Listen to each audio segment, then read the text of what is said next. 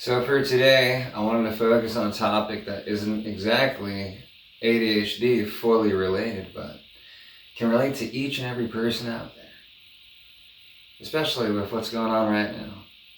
We live in a really unique time where we've moved from the traditional way of living to the post-2010 digital sort of transformation we've seen in society with apps and social media, workplaces using social media, and all the details that come with that. So it can be a bit troubling. We as humans, have different value systems, have different love languages, have different needs and different desires, and most of all, for this video, we got really different means of communication. Meaning that a lot of us are saying different things, but in some sort of way, we're probably saying the same thing. And for some of us, we don't know how to communicate what's inside the mind or what's inside the heart. What do we do? Psychology, through the ages, and psychology really isn't that old, believe it or not, really getting going in the late 1800s and really taking its stride in the early 20th century. That's right, 1900s. Some brutal and barbaric methods were used early on, unfortunately, but we have refined a lot of ways, but in a lot of ways with new information, new gadgetry, new technology comes new problems. And guess what, folks? We are the guinea pigs of a lot of these things. So many things are happening now that have never happened before. But this isn't all bad things. This isn't all good things either. But just like anything else in life, we gotta see what works and what doesn't work. We gotta be realistic. For some of us, the truth is a little hard to arrive to. I understand. I myself had trouble with that growing up. And sometimes still do. I'm only human. Just like each and every one of you watching. So, what I wanted to do, because one of my love languages is helping people out. So, I wanted to talk about a big problem I see, and a big problem that's being manipulated. So, I want to talk about a pretty big problem I see between the cognitive functions, between the personality types. One of the major things, one of the major forces of drive and initiation I've noticed in cognitive functions in the MBTI is that third letter. Now, for those of you rolling your eyes like, Wilhelm, please. MBTI, you can't subject a person to just being confining them to just that. Listen, I know, okay? And I'm not saying that because I don't believe that at all. I believe in what the research has shown over the years. The MBTI, the Myers-Briggs personality test that was brought down from one of the founding fathers of psychology and one of the biggest influences in my life, Carl Jung, for those of you who are a little trouble with that J, Carl Jung, yes, big influence. He really brought this forth. When I studied cognitive functions as an NT, an intuitive thinking type myself, with inattentive ADHD, changed my life. I was like, wow. So much of what I've been trying to say has been misinterpreted, and now I understand why. And on the other end of the spectrum, so much of what people have been trying to tell me, I haven't understood. Because the language, how we deliver it, what we use and what we value, believe it or not, that makes a huge difference in how we communicate to one another. Also, what we allow to even enter our realm of thinking. Sometimes we might just reject somebody or something up front. And I say nay to that. We are critical thinkers. We have arrived in the age of information where we can simply look up research and Google stuff, maybe use DuckDuckGo for those that don't use Google, and different search engines where we can just ask a question. Before we couldn't do that, but now we can. So, in this age and time, though, brings a whole new list of problems. We now have a digital presence. What do I mean by that? We're now setting up rules and regimens to our digital lives and what sites we go to and what we comment, what we can't comment, and what we can do, can't do, what we can see and can't see, and how the people in charge of that might modify that. Everybody has their bias, including old Wilhelm here. It's only human. But we need to try to be fair and try to be rational, but also give notion that emotions are just as important. We need that bridge between rationality and emotion. Too much of one or the other is going to give you horrible results, and you're going to end up hurting a lot of people. Most importantly, you're going to end up hurting yourself.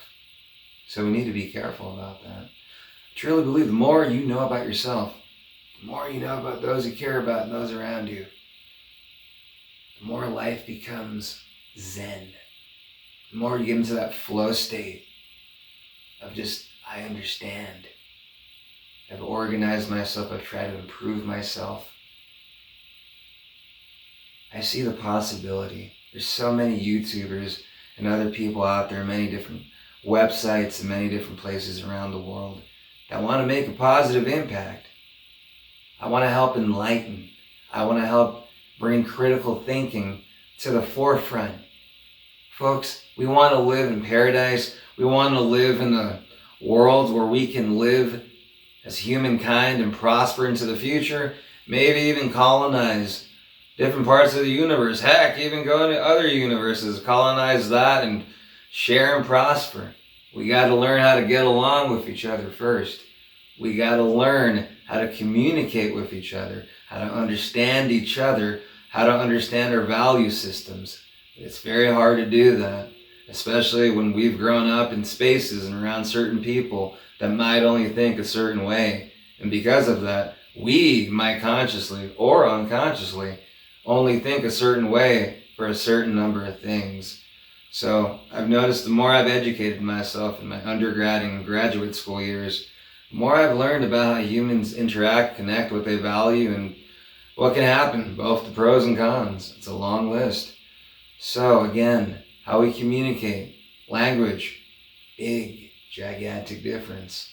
Also, in what we value. So, we're going to be talking about the MBTI, the 16 personality types, to recap all that.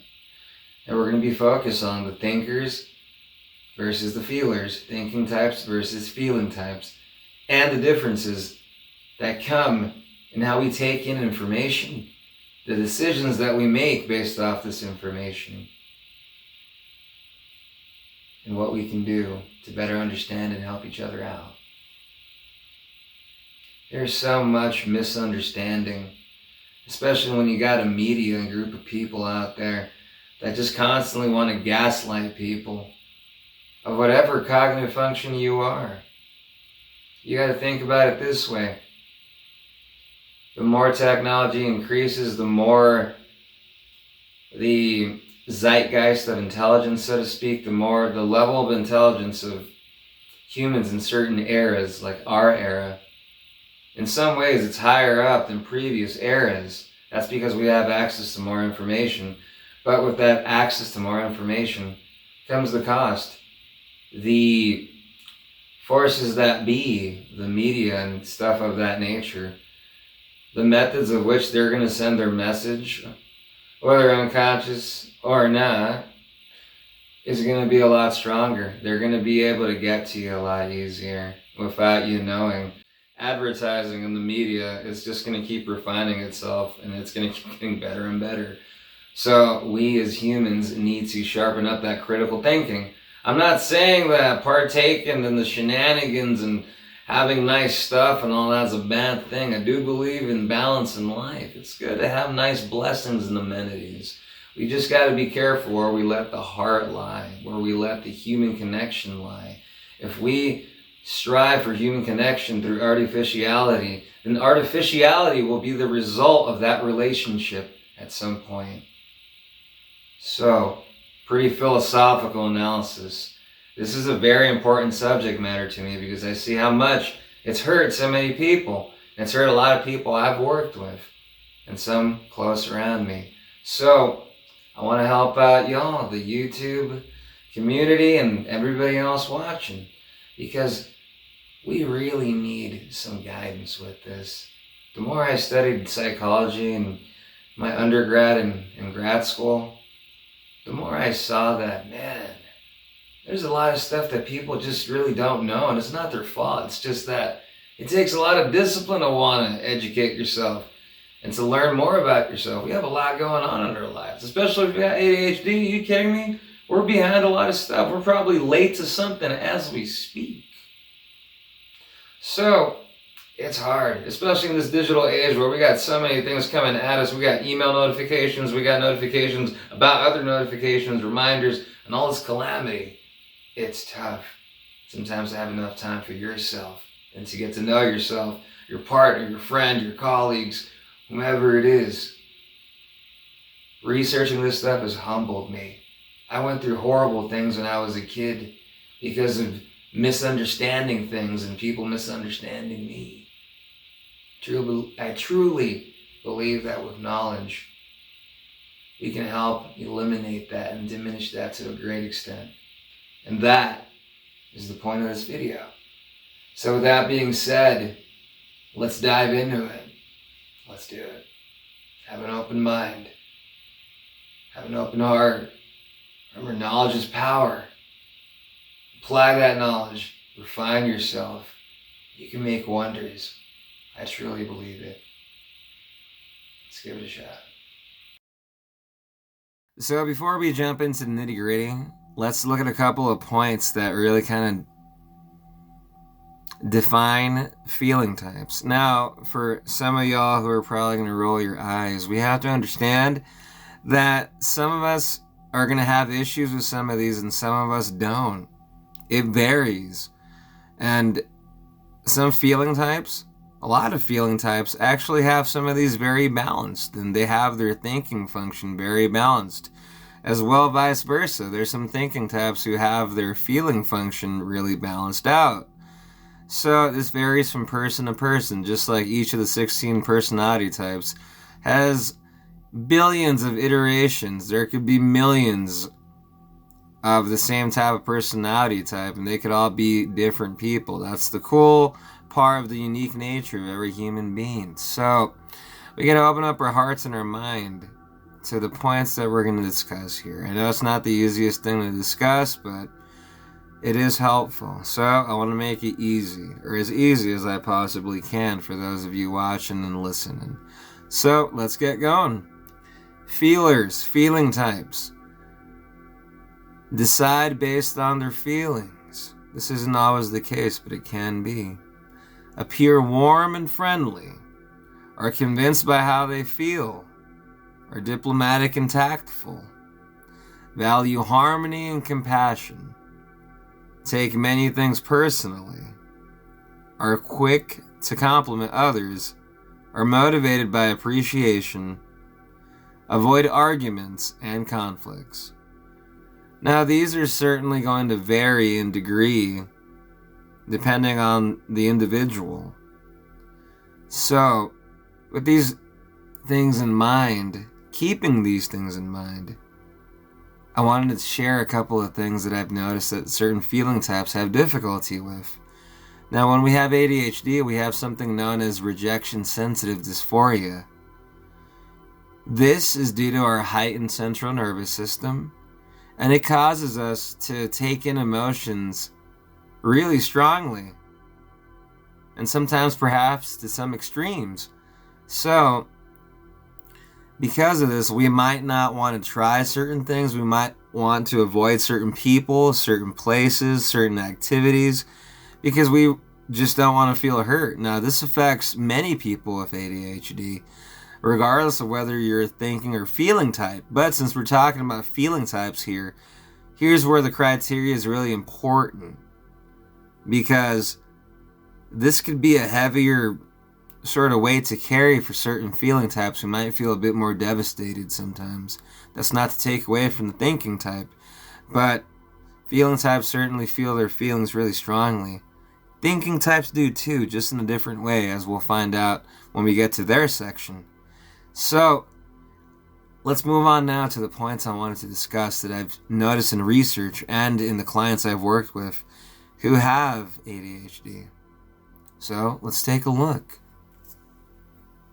And before we jump into it, just know that not all these points are going to hit home. And right now might not be the best time for you to look at this maybe.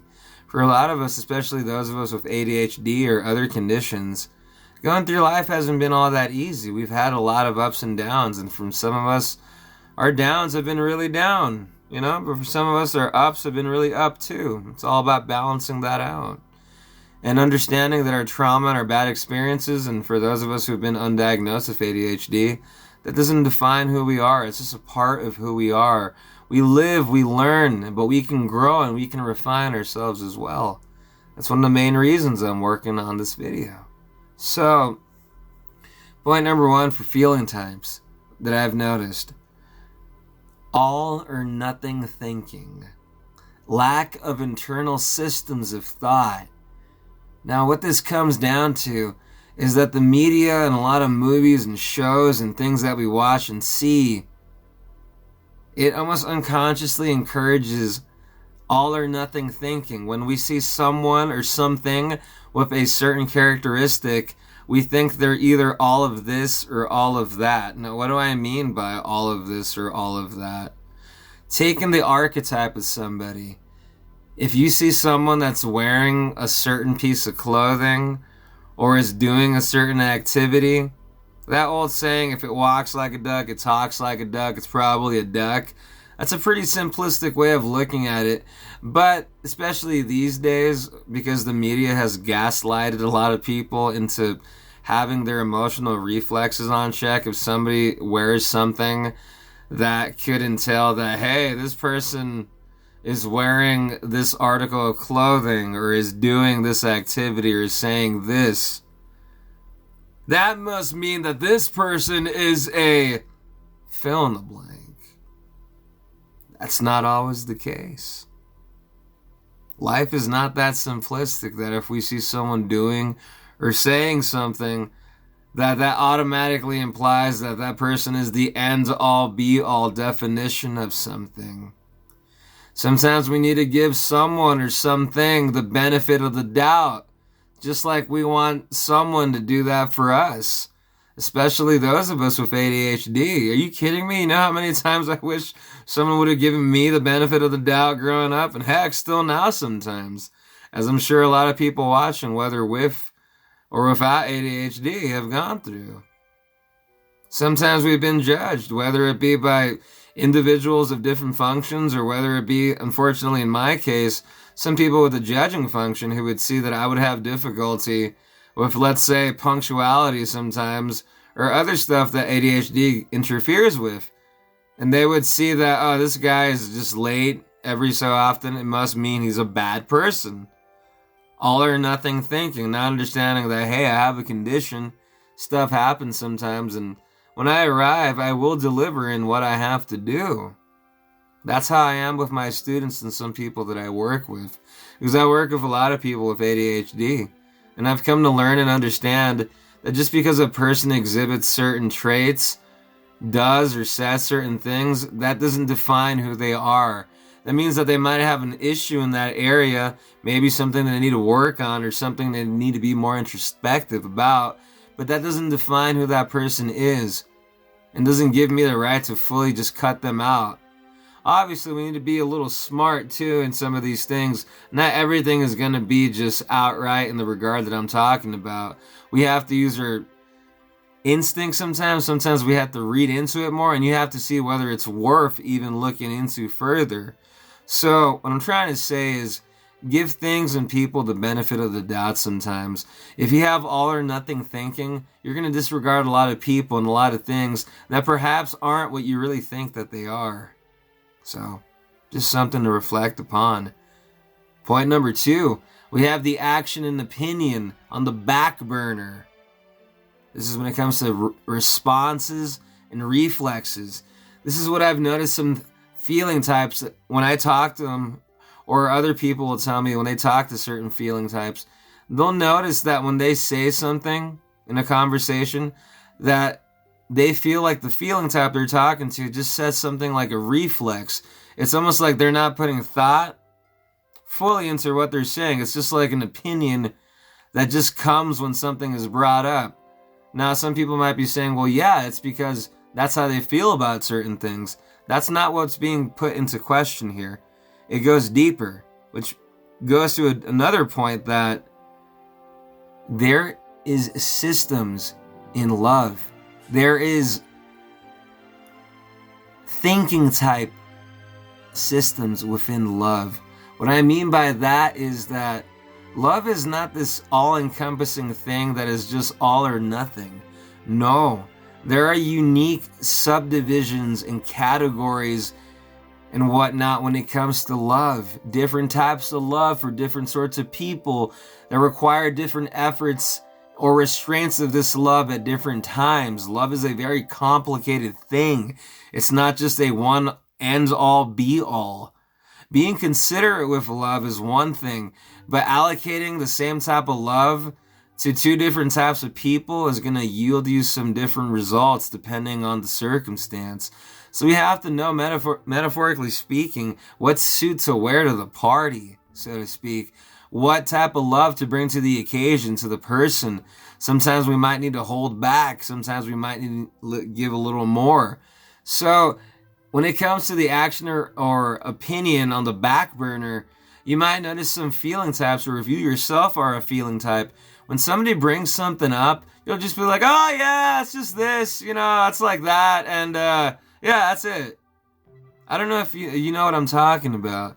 There's certain things I've heard certain people discuss when a certain thing is brought up that might be within the person's already predisposed notion, meaning if it's a subject matter the person has already kind of made up their mind about, and it's kind of a sensitive subject towards them, or one that they care a lot about, or they're around a lot of people who care a lot about it, they might be giving a response a little too quick in their action and their opinion of what they do or what they say, because it's a conditioned response as opposed to, this person is telling me something. Maybe I should take it for consideration and dissect what they're trying to tell me so I can see their point of view. Instead of just being like, nah, it's just that, it's like, that's just how it works, and I don't really want to give it much thought because it's just wrong, and that the way it works there, I don't see any means in trying to understand what the person is saying. Just like you want people to be considerate about you, your view and your action, and how your stance is on something, you need to return that same sort of consideration back to the other person. It's a two-way street consideration. When someone's telling you something, if it goes against maybe a belief that you have or something that you hold to be true, we all have different value systems as human beings. We owe it to at least give the benefit of the doubt to the other person. You never know what they might really mean. Sometimes our reflex responses are based off past experiences where we conditionally feel and think that the new person we're talking to at this moment is going to believe and think the same thing that the previous person we had a bad experience in a similar manner has, or that the media and what it puts into the minds of people that, hey, you see this, or when someone says that, you got to do this right away. You got to be an individual, and you got to understand the other person you're talking to is an individual. I urge you to at least have the benefit of the doubt to see where the person's coming from. And if you're not sure as a feeling type, as I've noticed sometimes this is the case, and it's okay to not be sure. But for you to just outright shut somebody out when you're talking to them, well, obviously it depends on how they come to you. I understand the delivery is very important for a feeling type, but we shouldn't be so quick to judge and so quick to give a response to something. Sometimes what a person might be saying might not really be exactly what we even think they're saying or what we're talking about. It might be just a whole misconception, and we might give a reflex response that we really don't mean, and then we might hurt the other person.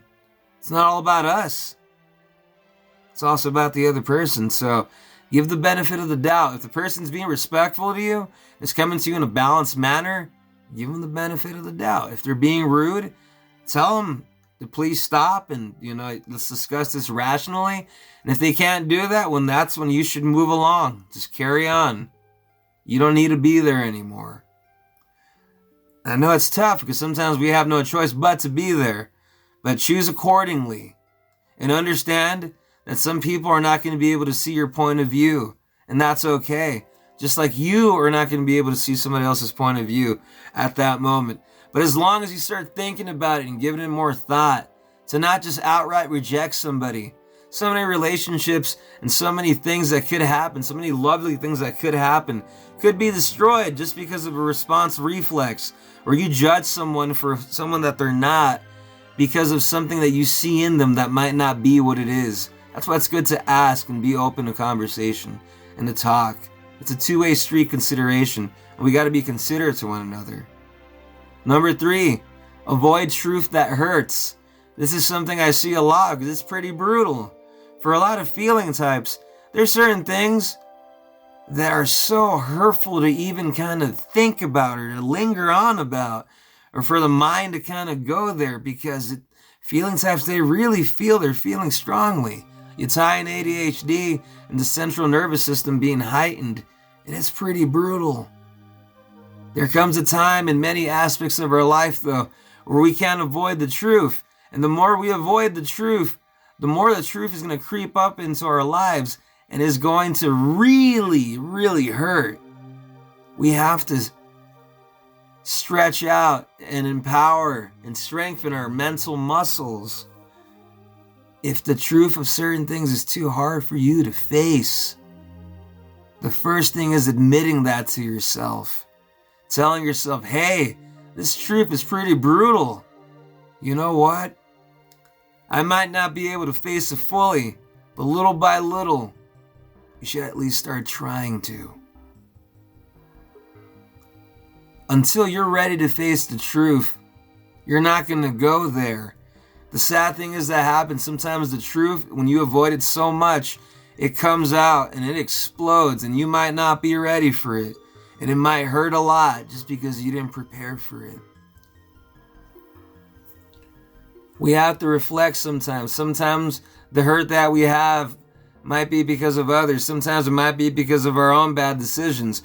Or sometimes it might be a mixture of all of that. Life is very vast and it's very detailed. And there's a lot of details that go into life. It's not just an all or nothing sort of thing where we can avoid truth and then think that everything's going to be okay. The truth is it's not. It might be okay at the moment, but we need to do something about it. So when the truth comes out of certain things, we're not going to have a calamity and a meltdown. Instead, we're going to be like, you know what, we were ready for that. It might still hurt in the moment, but the wound and the sting of the hurt is not as impactful because I was ready for it and I was able to face the truth previously. I urge you, if you're a feeling type who feels like they have an issue coming to terms with the truth, sometimes that hurts. You don't have to do it all at once. Little by little, it makes a big difference. So I urge you to give that a go if you have trouble with that. Number 4, denying truths that hurt. Similar to number 3 in how certain truths are avoided because they hurt too much. Now what ends up happening sometimes, there's some people that might come to terms with the truth, or a truth might be brought to them by somebody else and it's too brutal to face at that moment. So what do? We deny it. It's not real. It never happened. That's not what the person meant. And we go on living on as if the denial is in fact the truth, and the reality is it's not.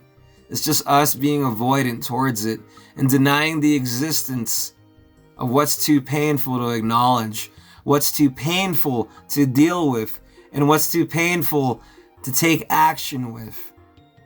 I know it's not easy. I've worked with a lot of feeling types, and I completely understand that. But again, it comes little by little. Take it step by step. If you feel something is your fault, then just thrust it upon yourself in its entirety. You have to look at the whole situation of certain things. It's not all about you and the self, and it's me, it's all my fault, or it's not all my fault. That's going back to point number 1, all or nothing thinking. Life doesn't work in all or nothing ways a lot of the time. There are shades of gray. Not everything's black and white. Not everything is all or nothing. There are different situations where different things will be required, and certain things that those things that are required at one point will be completely different at a different point in time. It's all about the time and setting and necessity of the moment.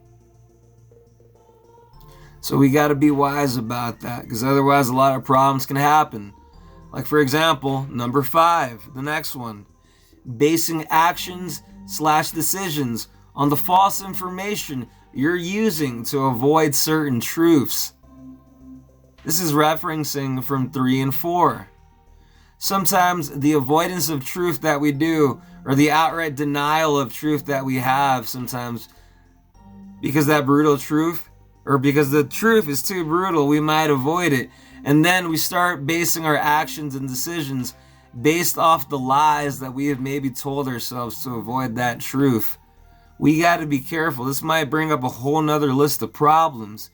This might bring up a whole nother list of issues that you're not going to be able to handle, because the false information and the lies you're telling yourself, they're going to keep adding up. Eventually what's going to end up happening once the truth or the incident comes up, it's going to be even harder to handle, because you have been denying it with falsity, with false information and lies to try to protect yourself. We got to be careful of that. Action should be based off a balance of rationality and emotion. We have to be considerate to each other, but we also have to be realistic with each other. This is where I think a balance between the thinking and feeling types is definitely necessary. I know for me in my life, I certainly have needed to balance out my feeling function, because you cannot live life with either function unbalanced. You're going to be living a life of misunderstanding and a life of going through a lot of negative situations. The key is to balance out each of these functions, each of these letters, so we can live to the best of our ability and help out those around us. So for this number 5, I really urge you to take stride and take the notion that you can do it. You don't have to avoid some of this harsh information. If it's too hard to face and you feel like you need a third party, well, at that point, I would recommend counseling or to go see a therapist in your area. That can help you out. Because some things that have happened to some of us are really brutal. In our mind, it's almost like we can't go there without someone helping us out. And if you feel that you are someone in that boat, then it's time to go seek counseling. There's no shame in seeing a counselor, a therapist, or getting help and guidance in your life. There is no shame in that. The shame comes from doing nothing and expecting different results. That doesn't happen. You need to make the effort. And I truly believe that you can. Moving along, number 6, letting your desire for harmony sometimes override the need for confrontations. This is one I see a lot, especially for people of personality types that have the letter T, that are turbulent instead of assertive. They're usually right next to the MBTI 16 personality types. And for those of you who are probably wondering, there's a link down below if you want to take the 16 personalities test to see what you are. And then, if you want to go even further, I have ADHD videos on how the 16 personality types are affected by ADHD and how we can improve upon that. There should be a link above. And for those that want to go even further and maybe need help in relationships, I have an MBTI 16 personality types playlist on how ADHD impacts relationships amongst those personality types and what we can do if we are one of those or if we're dating or married to one of those. So there's a link to that playlist above. So anyway, going back to number 6, letting your desire for harmony sometimes override the need for confrontations. Feeling types like that feeling of camaraderie a lot of the time. That feeling of, hey, everything's good with us, right? Everyone's getting their needs met. We're having a nice time. People are connecting and whatnot. That's nice and all. I don't got an issue with any of that. As a matter of fact, I like when that stuff happens. But sometimes there's some really harsh stuff that's going down. Like someone might be being manipulated. A system might be being manipulated. Certain things might be done very harshly or incorrectly. Or certain errors just keep happening. Or certain people just keep getting invalidated. Sometimes we might need to stand up for ourselves. Sometimes we might need to stand up for somebody else. Sometimes we might need to stand up for ourselves in our life and where we're at in life. Whether it's at work, whether it's at school, or any avenue in your life. Maybe to your own parents, perhaps to a teacher, or maybe a professor, someone that works at your job that's giving you a hard time. Sometimes we have to confront people. We have to let them know that we're not happy with how they're doing something. If we're going to do that, we better be sure that we're in the right place to even be saying that. And it's not just, in fact, us slacking off on the job and not doing what's right. If we're going to go stand up for ourselves and give sometimes that confrontation that's needed, we have to look at ourselves first and reflect upon whether what we're doing is even going to be correct or not. Are we in the wrong? Have we done something that's not right? Are we doing something that perhaps is going to override what I'm saying? You got to self-reflect before you do that. Not all confrontation is going to be intense. And if you have issues with the language of that, there's many videos on YouTube that help you out with dealing with issues like this, that help you with what to say, what to do, how to approach this person, how to approach that person. There's a bunch of videos on YouTube and online. All you got to do is Google, how do I approach my boss about, I don't know, getting a raise? How do I approach my boss about getting less hours? How do I approach my boss about having too much on my shoulders? How do I approach whomever or whatever? There's more than likely a video or a different variety of videos for that. So you have that as help. Use that to help you out, but understand that confrontation, that friction, is sometimes essential and sometimes needed, especially for certain individuals to really get ahead in the game. So I urge you, if you have trouble with confrontation, with standing up for yourself, that's something that you really need to work on because it truly is necessary.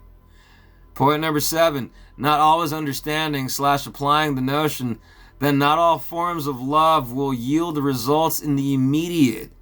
This is a really interesting point because what I notice is for certain feeling types, if they don't think a person or a thing or themselves is not going to give love in the immediacy, perhaps maybe not just of the moment, but immediately, as in right away, maybe that week or that day, that it's not worth it to begin with or there's something wrong with it. I'm here to tell you that's not correct. Not all forms of love will yield results right away. Certain types of love, whether you call it tough love or whatever it is, from a parent to a child that they need to do something and the parent might feel bad because, hey, I don't want my kid to do that because it makes me feel bad that they have to. Sometimes we have to be a little more rough in how we deliver love. Not brutal, not intense, not humiliating, not degrading, but just understanding that, hey, we might need to say a certain thing that might be a little rough. Well, guess what? It's all about the delivery. If you got something you got to say you feel is intense, practice it as a feeling type. Word it out and word it in a way that's not going to be brutal. And understand that to thinking types, for the most part, it's not going to be that brutal because thinking types think really differently. They don't think the same way feeling types do. I've had many feeling types, well, actually not many feeling types because I'm pretty fair in how I handle myself with those that I work with. But on occasion, I've had some feeling types that have grown up in pretty rough environments where they feel really anxious about bringing something up to me about themselves because they feel like I might get mad or invalidate what they're saying. And I'm like, nah, props, hey dude, props for being able to tell me that.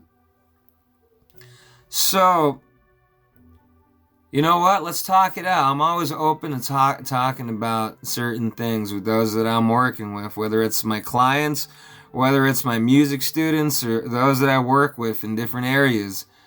So, you have to understand that The fear of the confrontation that your anxiety gives you, perhaps, or that notion of it's going to be bad, it's going to be bad, it's going to be intense. And let me tell you something. A lot of the time, your own mind and your own anxiety is going to make it feel a lot more intense than it's actually going to be. It's just in how you approach it. Be rational and be calm. Most of all, be considerate in your tone to yourself, also and to the person you're talking to. You don't want to go and lay the smackdown on the boss, your significant other or whatever, if you're going to stand up for yourself. You got to do it with understanding and consideration in the manner in which you deliver it, especially if you've never done it, because for those people who have never stood up for themselves and they feel the need to do so, if they wait too long, they're just going to explode and lay the verbal smackdown on somebody. And we need to be careful because of that, because at that point, we've been letting the water boil, and it's just going to go off any second. So be careful and be considerate before you approach something or someone in a confrontation. Keep in mind that a confrontation doesn't have to be intense and brutal. It can just be a regular old conversation. But at the same time, be ready and understand that not all conversations might end how you want them to end, and that's okay. It's a work in progress, and some people are at a different place mentally than you are.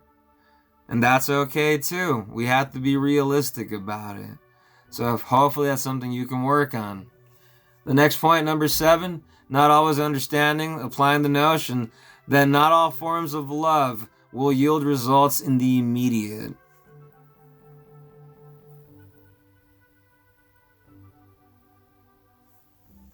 So, not all love is going to give you results in the immediate. Sometimes it's going to take a lot of time for us to get certain ramifications of love, if you will. We're going to see the results of the type of love that we've had for someone in the long run in different ways. As an example, when you have a kid, sometimes you need to take away certain things, maybe a technology device, because the kid's being really, they're not listening. You've told them, hey, I need you to get off of your tablet or your phone because we need to work on this, and you keep coming back to their room, and the child is still on the device, ignoring what you told them. After the second or third time, if they do that again, it's time to take away that device from them and tell them that they will not be getting it back until they're done with the activity. And some kids are slick. They're going to be like, but I need that for my homework.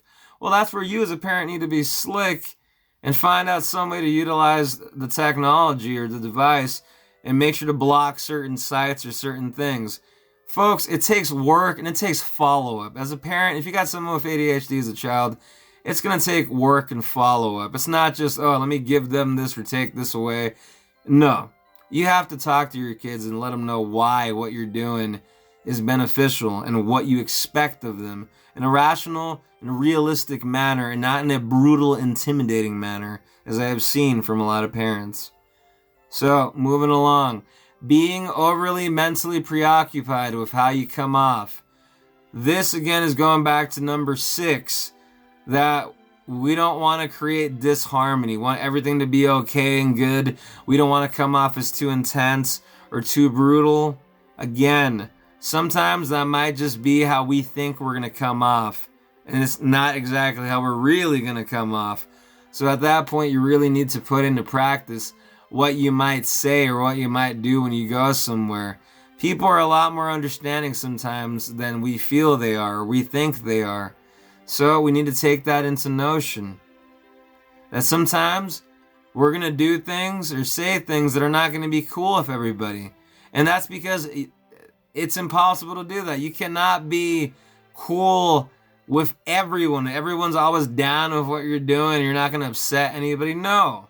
If you're working with people or you have a job or those work under you, there's going to be people who are going to be upset or disappointed with what you do. There's always going to be 1 or 2 or more people disappointed while the rest of the people are very happy and content. That's just how life works. So if that ideal is taking up a lot of headspace for you, perhaps it's time to reflect and work on that, because that can be really troubling. Just like number 9, anxiety.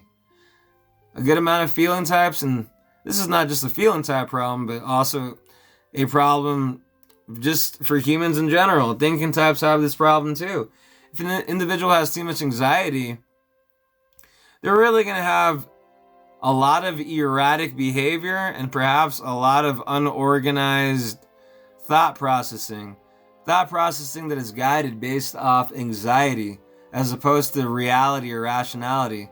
And when we got a lot of anxiety and we take a lot of things to heart, perhaps because of the RSD and ADHD, it can be really hard to talk things out, whether with you or somebody else or with you and yourself, becoming introspective and reflecting upon the points that we've just discussed.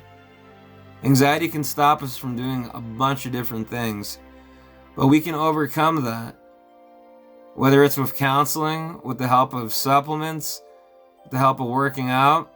Anxiety comes from a lack of the brain's reward system. Serotonin and dopamine.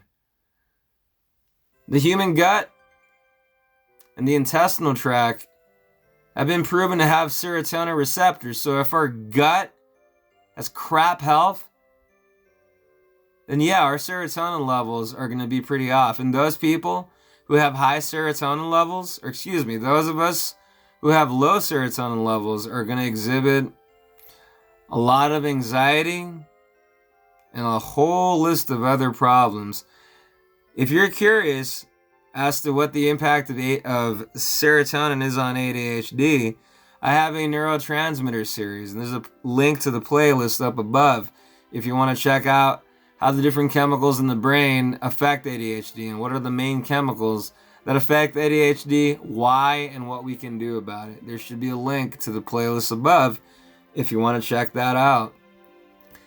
And there should also be a link above for those who want to refine their diet.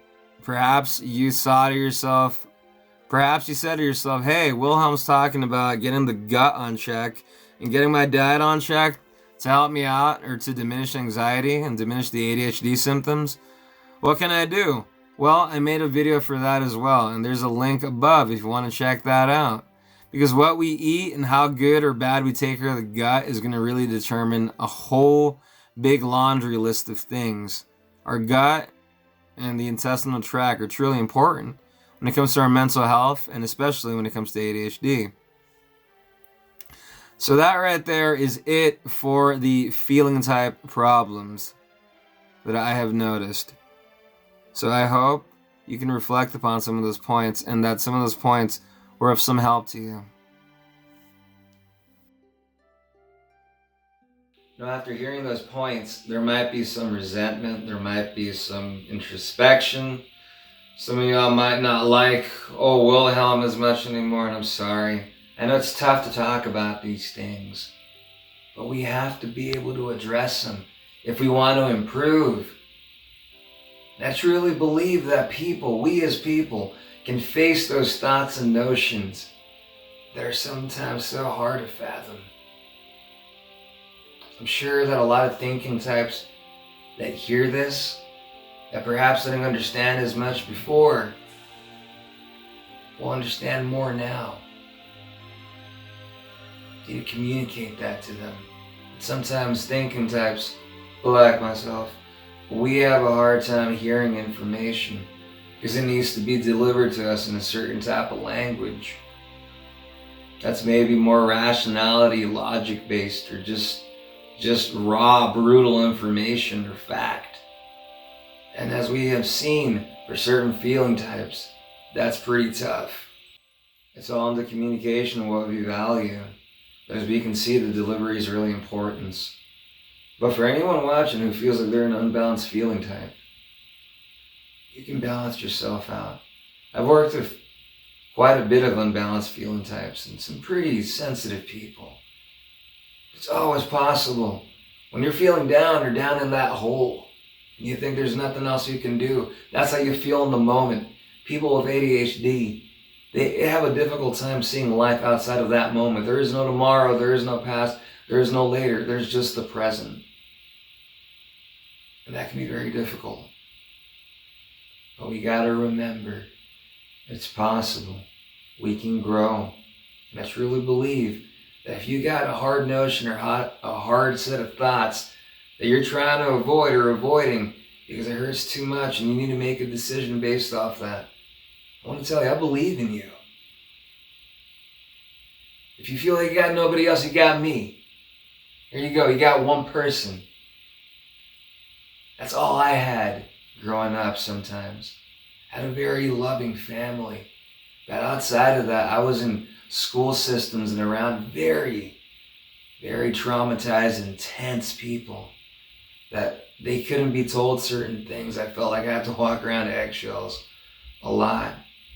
And believe it or not, a lot of those people were feeling types that had just been hurt quite a bit. Growing up, I was around a lot of different types of people. What I learned is so many of us are alike, no matter what part of the world you're from. Human nature and the characteristics that we need, that love and connection. Universal all around. You can be the most brutal person on the planet. Heck, I hung around metalheads back in the day. I know the archetype. And then I hung around a bunch of fighters as well. Brutal people. What did I see in all of them was there's a heart on the inside. There's that need for human connection and love. What someone might be saying on the outside, insulting stuff, berating stuff, saying it doesn't matter to them. Sometimes those are the people that need love and connection and understanding the most. I lived a life where I felt like a lot of people didn't understand me, having the unique condition that I do. Even amongst ADHD, inattentive ADHD is an outlier. That's why I titled my book on inattentive ADHD, Outlier of Outliers. It's very hard to relate. My own cognitive functions are very rare. So I was able to face all that when I researched all that. And I had to do a lot of reflecting. Some of the toughest thoughts I had to face. But look what came because of it. Here I am making a video talking about something I didn't think I'd ever speak about. So if I can do it, many of you can too. I hope that was of some inspiration to some of you. Because I truly believe so many of you can overcome, can create a system to help you face thoughts and notions, fight off the anxiety, seek guidance, seek counseling, seek therapy in your area if you need to. Do something. Don't just do nothing and expect different results. That's called lunacy. It's the idea that without doing nothing and providing effort, that things will get better. You gotta make the effort. You gotta care about yourself.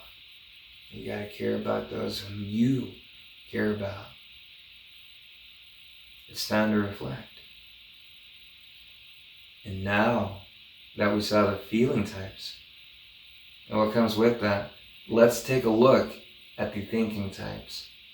A whole nother ballpark, but just as important. Let's take a look.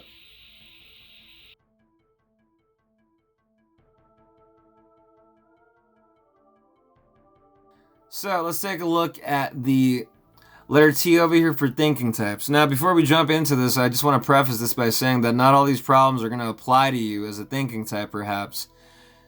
And that's because some people got these on check. And they have their thinking and feeling function pretty balanced out. And same thing goes for certain feeling types. They have certain thinking type functions balanced out too. So while some of these might not hit home, some of these might. So have an open mind and have an open heart and be willing to internalize the things we're going to talk about and dissect them and give them a chance. So let's look at the points now that make up some thinking types. Make decisions objectively. Appear cool and reserved. Are convinced by rational arguments. Are honest and direct. Value honesty and fairness. Take few things personally. Kind of the opposite of feeling types. That over here in the same list, it says that they take many things personally. Are good at seeing flaws. Are motivated by achievement. Argue or debate issues for fun. Now, if you watch the feeling type function part of this, you will see that conflicts and arguments are something that feeling types kind of avoid. Not all of them, but a good amount of them like to avoid it. And yet for a thinking type, arguing and debating issues is something that's fun and just casual. So that's a big difference right there in how we communicate. And that can really hurt quite a bit of people. Either thinking types or feeling types. So it's good to know that. Now let's move on to some of the problems I have noticed in certain thinking types. So, point number 1, and remember, these might not all hit home. Just want to preface that one last time. Point number 1, convinced sometimes only by rational arguments. Now, if you're convinced only by rational arguments, that's dandy and fine and all, because rationality and logic are very important. But not every situation is going to be a rational situation. In many situations in life, we're going to be thrust upon a lot of irrational situations with some very irrational people who have perhaps difficulties and handicaps of different sorts. So not only that, but we got to take into consideration the time, place, and setting of which some of these things happen. Sometimes you might have an employee, perhaps if you're a thinking type, who totally screwed something up. We might not know that, hey, maybe one of their relatives passed away or a close friend that they were really close to. And because of that, they're not performing at their full capacity. Instead of being like, well, rationally, according to their contract, they're meant to be able to do this and that and this and that, regardless of what's going down. At that point, we have to take a look at our humane side and our empathy of, hey, I have an employee or a colleague who is not at their best right now because they just lost a close one or loved one, or something intense just happened to them. I cannot expect them to deliver at the same capacity that they promised that they would in their contract or to you or whatever. So at that point, we got to be understanding about that. It's just being considerate that not all rational situations are going to be ever encompassing in rationality. Sometimes we have to take the considerate part of it and understand that consideration sometimes is going to take the front seat to rationality, because not everything is rational. And not everything when it comes to human connection is rational. So we have to be logical and we have to be rational about how we manage a lot of decisions and things in our life. But we also have to remember that we're human. We have difficulties just like our colleagues and those people that work with us also do. So we have to be considerate, and we also have to be rational at different points in time, and sometimes in a combined manner as well. Moving on to point number 2, are sometimes too brutally honest and direct. This is something that old Wilhelm had a problem with growing up as well. People would tell me, Wilhelm, treat people the way you want to be treated. I was like, all right, I want stuff told to me up front. I like my humor with a lot of wit and just a little salt, a little pepper, a little, I like a little grit in my humor. I come from a different time. I come from the 90s. Those who grew up in the same time I did, yeah, it was a pretty intense time in certain cities, and you really had to stand up for yourself. That gave us thick skin. So what I didn't know growing up is that how you deliver information really makes a difference. I mean, I was aware that, hey, I'm not going to be rude and go tell somebody something brutal. But at the same time, I really didn't understand that how we deliver this information, when we deliver this information, and how fast or how slow we deliver this information to somebody is crucially important. Some thinking types might be thinking to themselves, well, why does that matter? It's the truth. It should just be acknowledged, and then, they'll take it in, and then we'll work on it, and we move on. Life goes on. It's not always that easy, because for feeling types, some of these truths are too brutal to arrive at. And sometimes when we correct certain people, or when we're very direct about what's going on, for some people it's too brutal to take. They're going to outright just reject you, or just ignore what you're saying, or just flat out leave. So we got to be considerate in how we tell people stuff. I'm not saying, hey, don't correct and don't bring stuff up that needs to be addressed in order for improvement to come. Those things are essential and they're necessary to do. It's just that when you're telling somebody what's up and working with them, be considerate of who they are, meet them where they're at, and talk with them about what perhaps can be done for them to improve. You never know what they might be going through. So we got to be considerate in how we deliver information, because sometimes thinking types are pretty brutal in how they deliver information. Moving on to number 3 now, sometimes not understanding that some people take things very personally. This is going back to one of the points we spoke about earlier. As a thinking type myself, when I'm working with somebody or working, whether it's under them or working as someone in charge of them, when I deliver information, I'm not really taking that stuff personally. It's just, to me, as a thinking type, information. But when you tell somebody something, especially if it's a feeling type, and not all feeling types, obviously, but a good amount of them, they might take what you're saying very personally, and it might hurt them because they don't understand the protocol that is necessary to them. They're like, why are you doing this to me? Why are you telling me this? Why are you doing this to me? They don't see that, oh, it's just part of the job. Like, everyone has to do this or has to go through this. So if you sense that someone's like that, you're going to do them a big favor by being considerate in how you deliver the brutal information to them sometimes. Because the feeling types, it makes all the difference in the world. The thinking types are just, it's like fact is fact. What difference does it make how it's delivered? It makes all the difference in the world. I want you to imagine one of your parents, one of your loved ones, someone you really care about. You know, God forbid that they passed away recently. And you're going through the grieving process, perhaps, that you miss them. How would you feel if the person who delivered that information to you just flat out told you, oh yeah, you know that relative person you love or whatever? Yeah, they're dead now, dude. Alright, I gotta go now.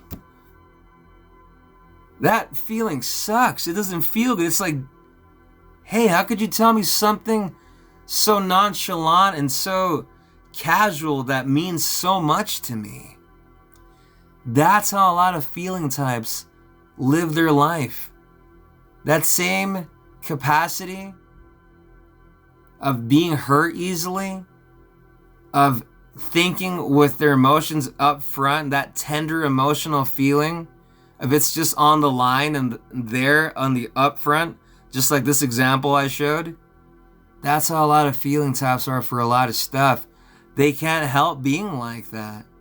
Stuff might feel really intense for them because when they think about stuff or they imagine stuff, they're thinking about it and using their feeling function for that.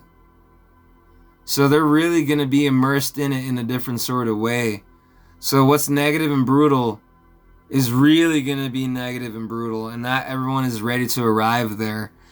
So I urge you, if you're someone who's in charge of a feeling type or who's dating a feeling type or married to one, you have to be considerate to those who are different than you. You can still deliver the information or say what you got to say, but be considerate in how you do it. Otherwise, you might destroy someone on the inside, or they might quit your job or might not want to be with you because they see that, hey, this person's not being considerate to me. I've tried telling them, but they don't know any other way. So we got to understand that people take things personally, especially some feeling types that are, have been hurt or have been through a lot. Heck, any human who's been through a lot is going to be sensitive to that sometimes. So we need to be considerate to that. Look at the body language. Look how their eyes look when you're talking to them about something. That's going to tell you all the information you need to see and hear. It's going to let you know whether they're ready to talk about it or not. And what you can do, if you haven't done this already, ask the person, I see that you're tensing up a little bit. Perhaps we can do this at a different time. Checking in with the feeling type. Hey, are you okay? Checking in with the thinking type. Whatever. Whoever person it is. Check in with them. Hey, are you okay? Maybe we should talk about this at a different point. Maybe we should address this at a different point. And if you're going to deliver some brutal information to them, give them some positive regard. It doesn't have to be anything major. It's going to lessen up the wound a little bit that you might create. And unfortunately, sometimes we cannot avoid that hurt that might come from the feeling type, because certain things just hurt people almost no matter what. You can definitely work on it, though. Delivery is really important. We need to be understanding of that. Might not be as important to us, but it certainly is important to some of our fellow human beings. So let's be considerate. Number 4, skilled at seeing flaws and call others out too frequently. Hurt others often.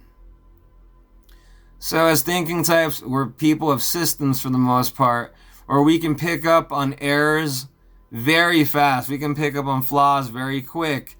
So when we're in charge or working with a group of people, we'll call out those flaws right away, and sometimes might do it too frequently, or might do it in a way that's going to hurt somebody else. So again, we're good at seeing flaws, but instead of every time pointing out the flaw somebody does, sometimes wait it out a little bit.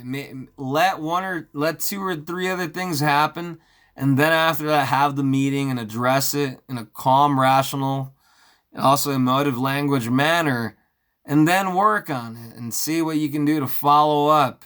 Coming in like a tyrant and going in intense and just continuously pointing out flaws over and over again, it can be very hurtful to some people.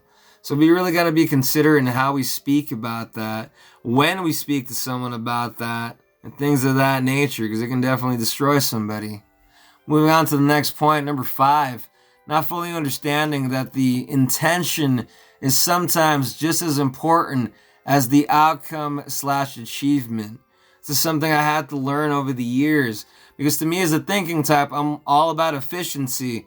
And hey, this is the goal. This is what we can do to get it done. Let's give it a shot. Let's go. And for me, if the system didn't work and the achievement isn't done, I'm very disappointed. I was like, that was a waste. I don't want to do that again. I want to refine this thing as much as possible. When it comes to people, when it comes to individuals and human beings, that's not always the case. Because sometimes the intention comes from the heart and the intention is good, but the outcome might not be the best. And that's just as important sometimes.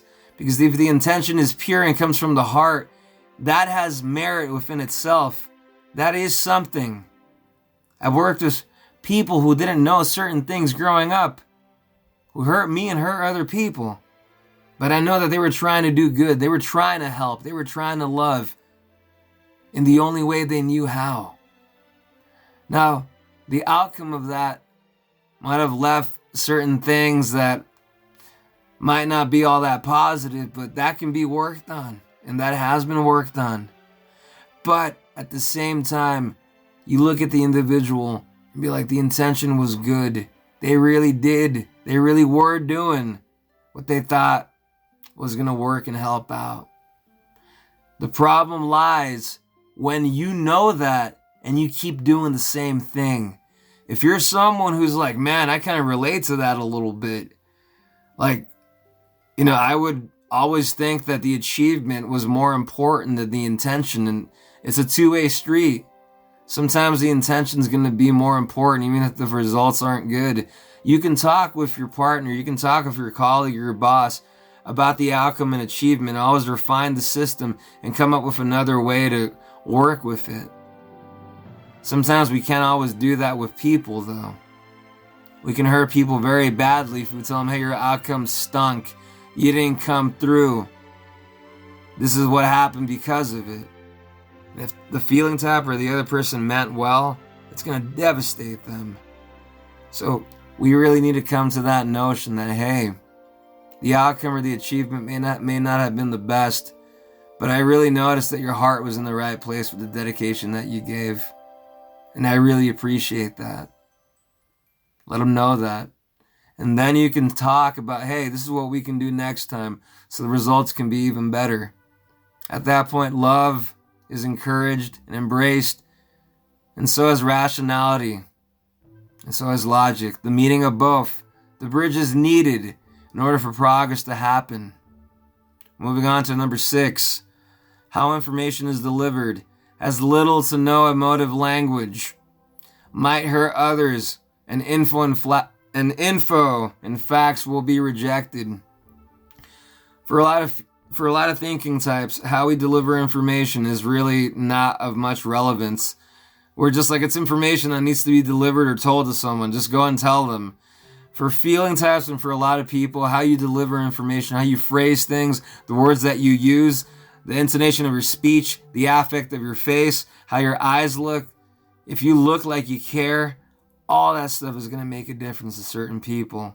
So information, how it's delivered, is going to make all the difference in the world. Somebody might just reject what you're saying. They might not open up their mind or open up their heart to what you're saying because you've already made them feel bad from the start. Certain feeling types shut out their mind when they feel hurt or when they feel that you don't care or consider them or their point of view. How we deliver information, the phrasing, how nice or how mean, the tone, how we look, all that stuff makes a difference to a lot of people.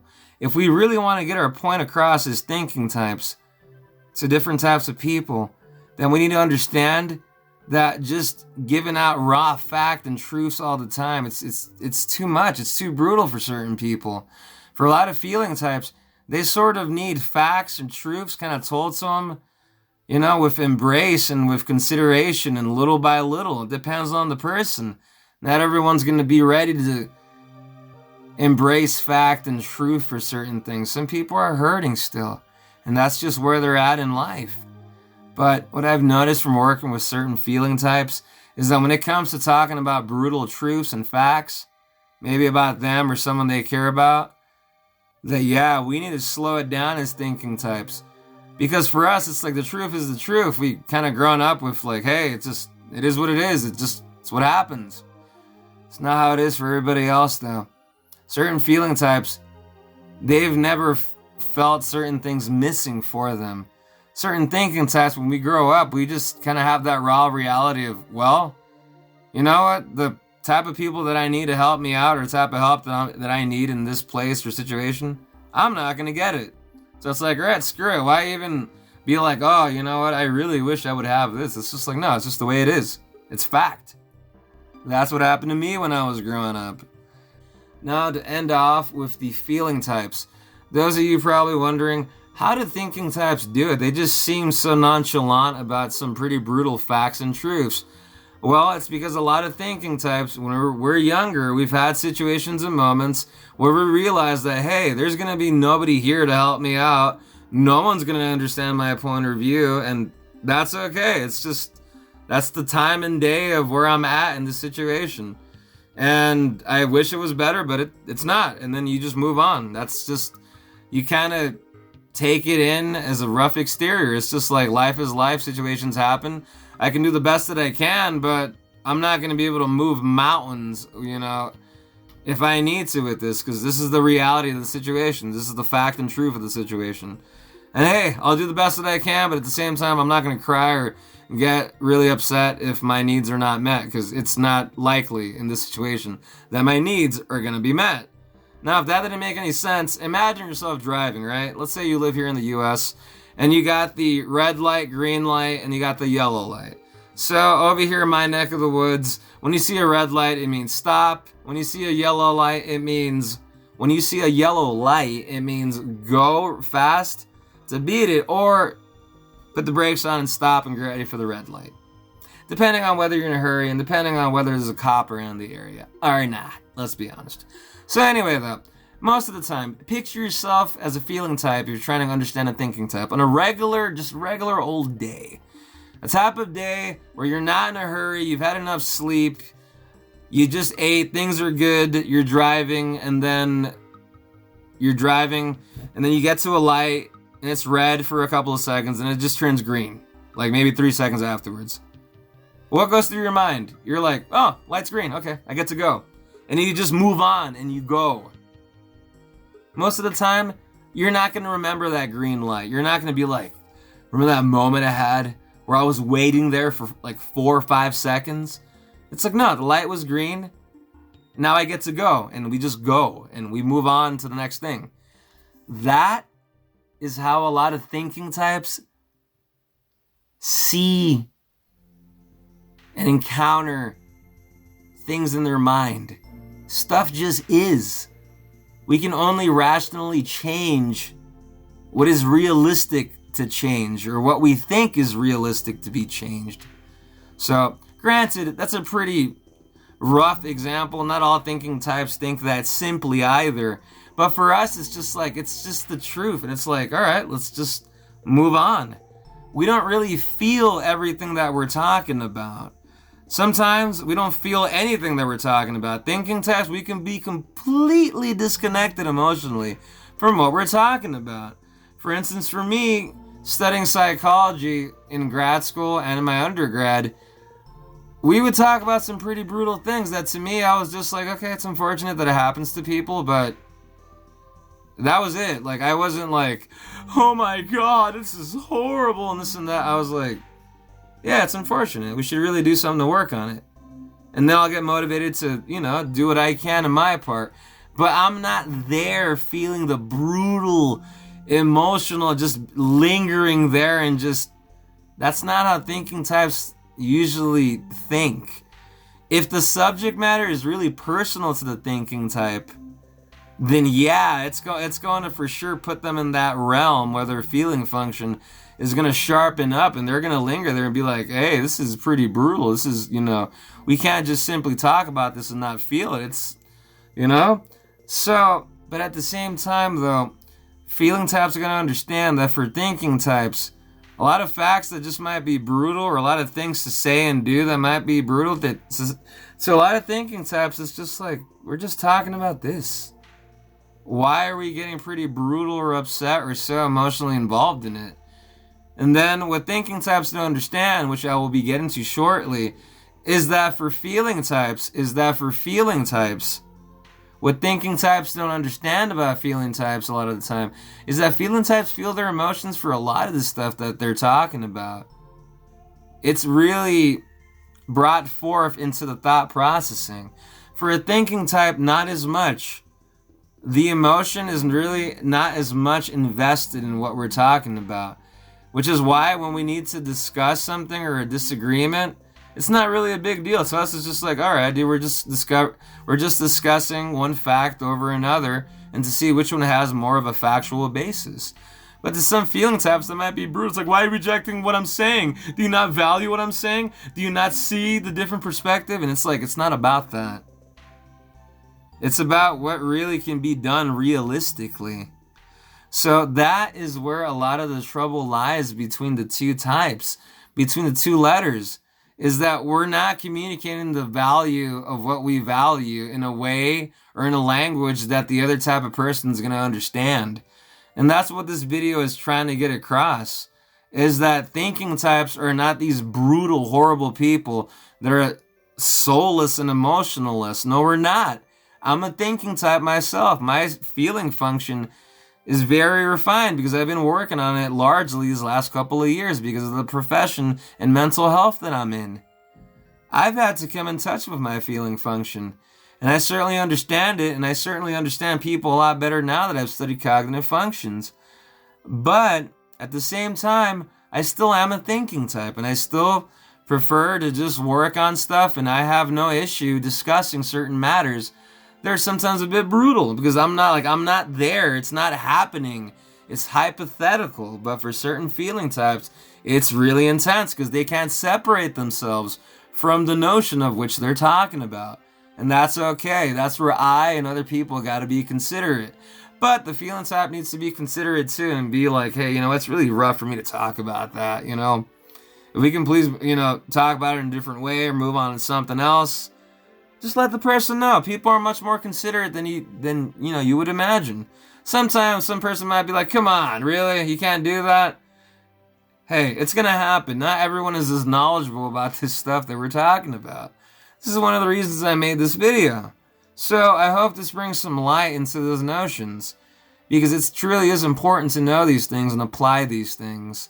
And once we know them, once we apply them, and once we understand how the different types of people interact and what we value and how we speak, I think then we can really move on as a human as a human planet, so to speak. I really think we can move on as a human race and refine ourselves and understand ourselves a lot better so we can really be living in more of a paradise. Because don't get me wrong, we have a lot of cool things in this day and age. We got a lot of beautiful blessings out there. I hear people talking all this negative stuff all the time. I'm sick of it. Hey, there's negative stuff out there and a bunch of horrible things. But hey, we're working on it. And there's also a bunch of great, beautiful, and blessing and abundance things out there as well. It's not always good to dwell on one or the other. We got to know both for what they are. But at the same time, we got to know ourselves. We got to know our limitations. We got to want to improve. And we got to know and understand how to understand each other and be considerate to one another. That's what it's all about.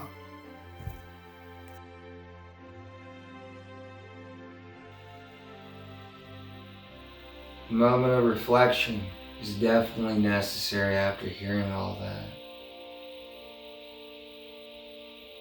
I know I certainly wasn't aware of those implications of what being a thinking type is.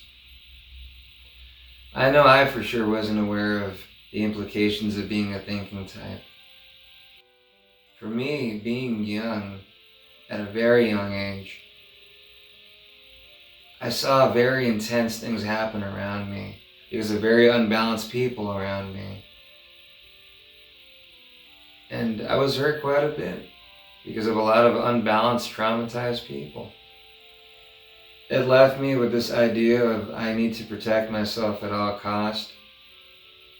And what I did, as brutal as it may sound, because my Enneagram number is a pretty brutal number, it's another psychology test, is that I believed the notion when I was 5 years old that I couldn't trust the majority of people. And that anyone who wanted to help me out was going to be too dumb enough to know what to do. At 5 years old, I had that with me because of a very bad experience that happened to me in elementary school. But I was able to overcome that. I was able to reflect upon that when I found about all this. What had happened was, there was a couple of feeling types in the group I was in, and I was just trying to help, bringing in my reasoning and logic at a very young mind, nonetheless was considerate about it. And the feeling types in that group didn't like what I had to say, because it was too much of a truth. And it kind of killed their moment. What had happened was that there were different stations, different playstations, not PlayStation, the video game system, but like playstations, like you play with blocks, you play with, different sorts of toys you play with in elementary school, in kindergarten at least. So one of the sections was the playing with blocks section. And then I noticed that one of the girls, after we had finished playing, and the instructor, before we were even put into groups, had told us everyone's going to be gathering around and playing in their groups, and once your station is done, after the 10 minutes or whatever, everybody has to put their stuff away, and then you go on to the next station. So some of the girls in my group, they really wanted to put the blocks away in a stacked, neat manner that was going to take a bit longer. Not to mention, the next group was just going to take everything apart within probably the next 2 minutes after we left. So the girls were all saying that, hey, let's put the blocks away nice and neatly, it'll make our teacher happy and all this other stuff. And I was like, you know, that's very nice, like that's very cool. Like I kind of want to give our teacher a positive vibe as well. But I told them that the next group is going to come and they're going to basically take apart everything we put away, and their teacher's not going to see. I had noticed before that the teacher didn't really look up when we switched. She just said switch, and then everyone just went to another group. So these girls didn't really like the fact that I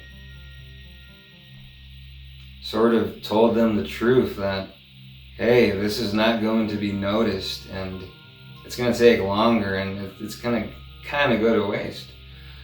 So these girls made it a mission to make me feel really bad and say horrible things about me. And it caught on with some of the other boys in that group too. So much so that I separated myself from the group the next day. But I noticed that the teasing and the bullying, it kept going. The following day I was framed for something I didn't do, for someone I had helped out.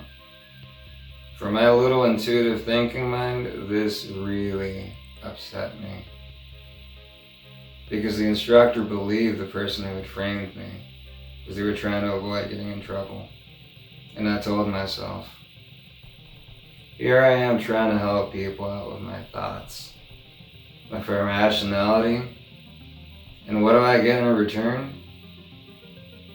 I get people trying to make me feel bad. I've asked them to stop, and they don't. And this other person I helped basically betrayed me. At 5 years old, I felt like I can't trust anybody. The adults and authority figures around me are morons who quasi know what they're doing, so I have to look out for myself. And at that point, that was my mindset going up. In the 90s, it was pretty brutal. It was a sensing type era where as a guy or as a girl, you had these expectations about you that were pretty intense sometimes, and if you didn't abide by them, yeah, you got dealt a hard time. You either got your butt kicked, you got threatened, people made fun of you. This wasn't a smartphone era time where, no, everyone was just there. And what we did a lot of the time to kill time was just pranks and other really annoying things sometimes. So there was a lot of bullying. And back then, people may have said there was an anti-bullying program and this and that, but that crap didn't mean a thing. So back then, you had to learn how to stand up for yourself. So the reason why I mentioned that story is because of that incident. That's a somewhat of a traumatic incident for me, even though I wasn't really hurt. It was like sort of emotional, cognitive sort of hurt, but it still left an imprint in me that it took me years to kind of like get out of that mindset, because unfortunately, when I got to middle school, I ended up going to a private school. And I ended up dealing and being surrounded by a bunch of unbalanced judging types. Now, if you're wondering what judging types are and are not really sure, I have a whole video about that. There should be a link up above. People, the judging type, are people who like to make regimens and schedules and stick to them. They have a set standards of things they expect done, and they can be pretty diligent about it. So that's a short version or a short definition of what a judging type is, but it goes much deeper than that. So with my inattentive ADHD, I got treated pretty bad at this place. People wouldn't even give you the time of day if you didn't have a log up your ass, or if you didn't act exactly like everybody else. You had to like a football team, USC or UCLA, all these cliches and blind people that just followed along what the mainstream media wanted like robots. It was absolutely disgusting. There were some great people there, some great teachers there, and also some really great colleagues and students that I had there, but there was also a bunch of horrible people there.